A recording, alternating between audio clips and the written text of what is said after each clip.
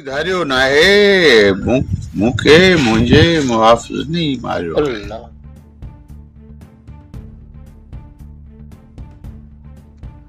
बदीन में नाले वारे डॉक्टर आकाश अंसारी जे टीजे मौके ते सियासी समाजी ऐं वापारी हलकनि पारां संदसि क़त्ल ते अफ़सोस जो इज़हार कयो वियो।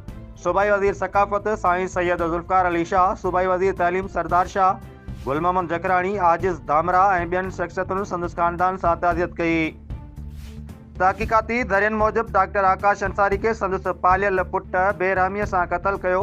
मक़तूल जे पुट पंहिंजे बयान में इंकशाफ़ कयो आहे त ख़र्च न ॾियण ते कावड़जी हुन पंहिंजे पीउ खे खंजर सां पहिरीं संदसि ॻिचीअ ते वार कयो, पोइ जिस्म जे ॿियनि हिसनि ते हमिलो करे खेसि क़त्ल करे छॾियो।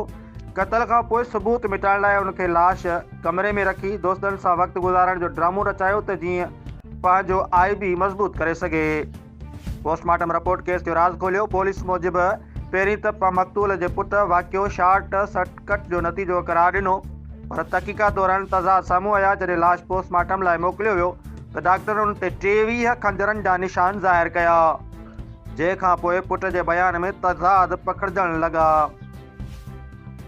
लाश खे साड़ण जी कोशिश क़ातिल पुट बाद में शक थियण ते शायदि संदसि वालिद ज़िंदा आहे, मोटर साइकिल मां पेट्रोल कढी दरीअ मां कमरे में उछलायो ऐं बाहि ॾेई छॾी।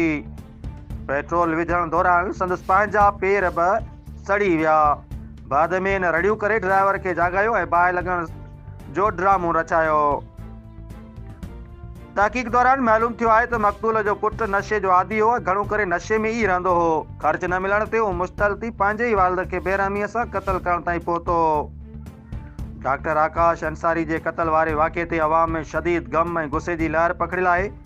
शाइरनि, सियासी अॻवाननि ऐं मक़तूल जे वारसनि मुतालबो कयो आहे क़ातिल खे सख़्त खां सख़्त सज़ा ॾिनी वञे त जीअं अहिड़नि वहशी वाक़िअनि जो अज़ालो थी सघे।